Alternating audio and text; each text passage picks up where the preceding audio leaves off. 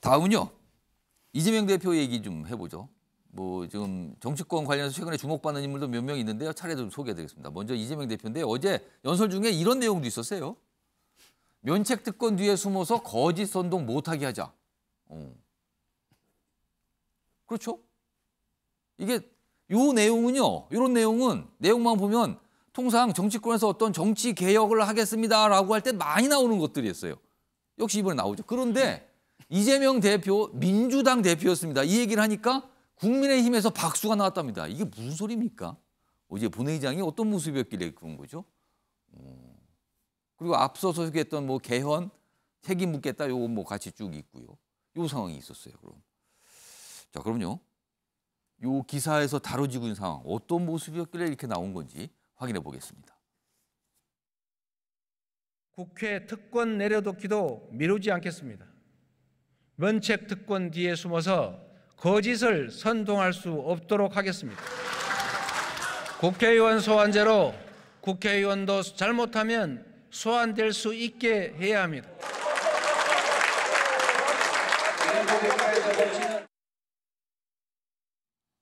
손을 번쩍 들고 이렇게 박수 치신 분이 하면서 마스크를 쓰셨는데 이미자 의원이 아닌가 싶으신데요. 국민의힘 의원이신데요. 굉장히 뭔가 환호를 하는 모습까지 나왔습니다. 자, 윤영걸 전 대표님. 예. 이 모습이 아마도 국민의힘에서 그동안 이재명 대표가 뭐 국회의원 보궐선거에서 당선되고 당대표 오르는 걸 방탄조끼라고 비유를 했거든요. 네. 그런 걸 생각을 떠올렸을까요? 국민의힘 의원들. 이거 어떻게 해석하십니까? 이 장면을. 뭐 그런 성격이 강하죠. 예. 민주당 대표가 얘기했는데 예. 보통 뭐 야유라든지 가만히 있든지 해야 되는데 열렬하게 박수를 쳤어요. 예. 또 물개 박수로 손을 그냥 바짝 들어가지고 그냥 보통 박수랑은 좀 다르죠. 이 박수는 환영입니까? 뭡니까? 그러니까 왜 여당의 의원에게는 왜 당신 얘기를 남 얘기처럼 하냐.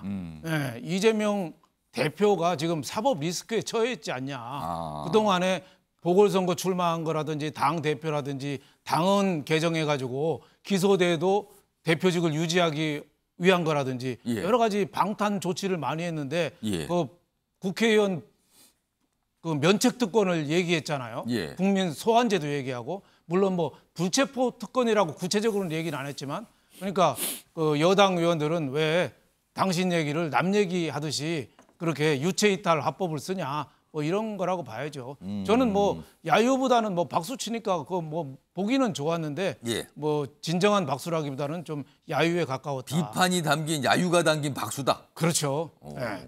그리고 또 어제 이재명 대표 그 연설을 듣고 예. 외교 참사라고 했는데 예. 저는 외교 참사라고 보기는 좀 힘들지 않느냐.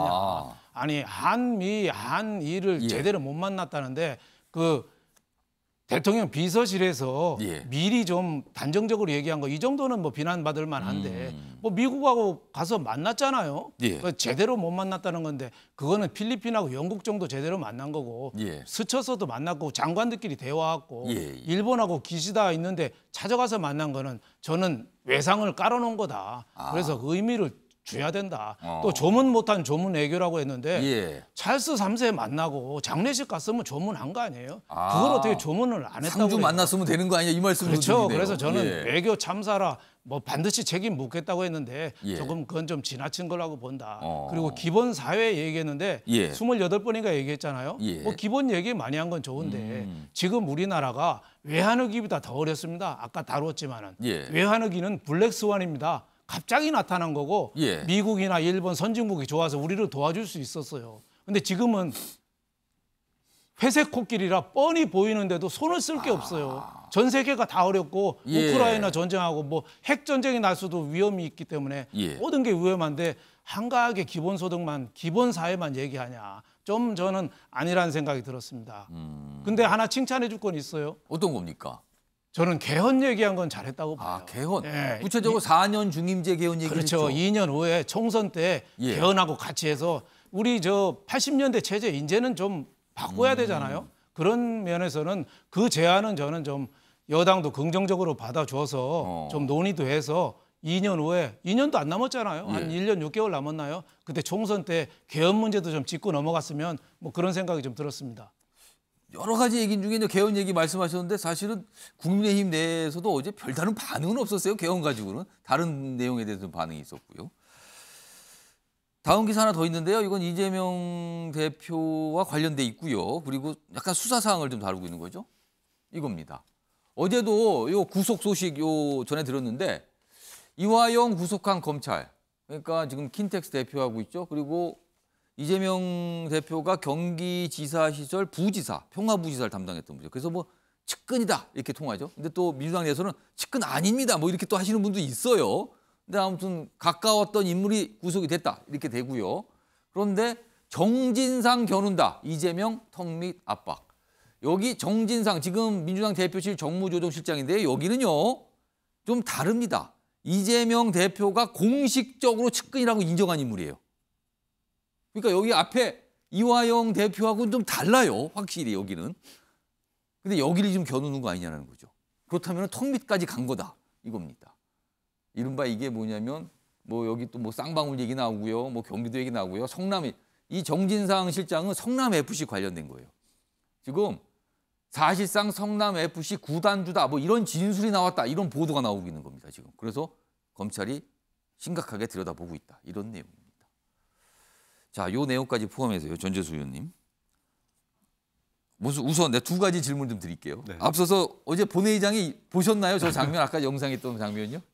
저는 사실은 저는 이제 여당이든 야당이든 교섭단체 대표연설은 듣고 새길 만한 이야기들이 많습니다. 예. 굉장히 준비를 많이 하니까요. 여당이든 야당이든 예. 또 당면한 현안 이야기만 하는 것이 아니고 예. 여당의 대표 또 야당의 대표들이 또 좀 큰 담론을 던지는 것이기 때문에 예.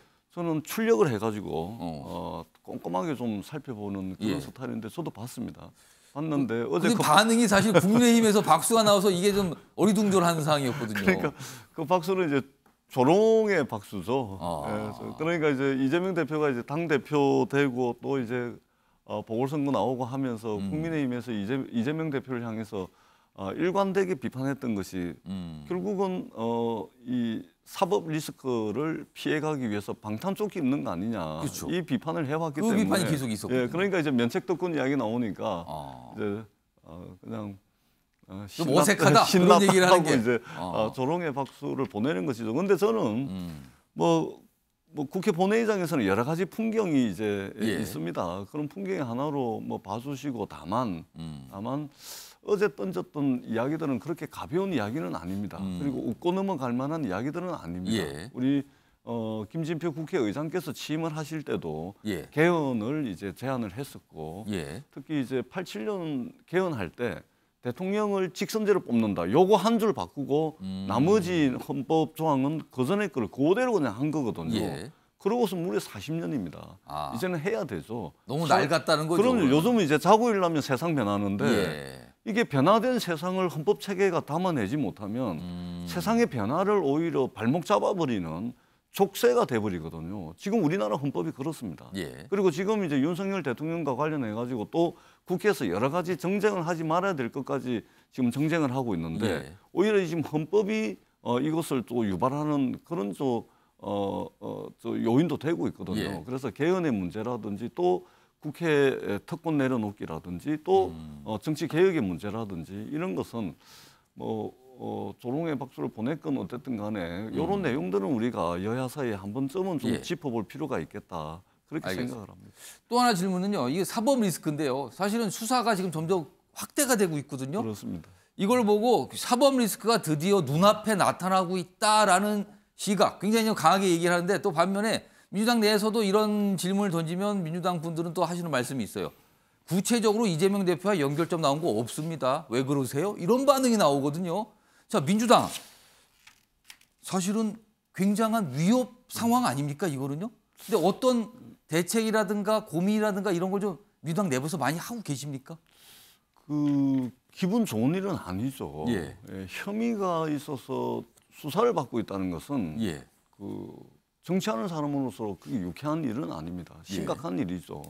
그리고 이재명 대표 관련된 여러 가지 이제 사법 리스크는 사실상 이제 예정이 돼 있던 거고 예견이 됐던 거고 그런 차원에서 이제 진행이 되고 있는 것으로 보여집니다. 다만 이화영 대표가 킨텍스 대표인데 이분이 이제 이재명 대표가 경기도지사를 할 때 경기도 부지사를 했다는 거 아닙니까? 그런 측면에서 이재명 대표가 어떤 정치적 책임은 일정 부분 있겠죠. 그것조차 없다라고 예. 이야기하는 것은 좀 너무 나가는 것 같고 다만 그런 정치적 책임과 별개로 예. 어떤 불법과 비리에 바로 연결이 돼 있다. 예. 이렇게 보기는 상당히 어렵겠죠.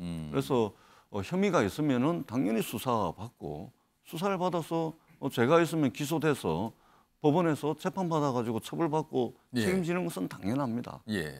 그러나 다만 지금 이제 많은 국민들이 이게 정치적으로 경쟁했던 상대방에 대해서 너무 가혹하게 하고 예. 또 정치적으로 경쟁해서 승리한 대통령과 그 부인에 대해서는 너무 좀 무디게 하는 거 아니냐. 수사의 공정성에 대해서는 좀 문제 제기를 하고 있는 것이죠. 그래서 수사 당국이나 검찰이든 경찰이든 감사원이든 좀 이게 수사의 공정성이라는 측면에서는 예. 한번 좀 지금 현재 상황을 좀 둘러볼 필요가 있겠다 이렇게 생각합니다.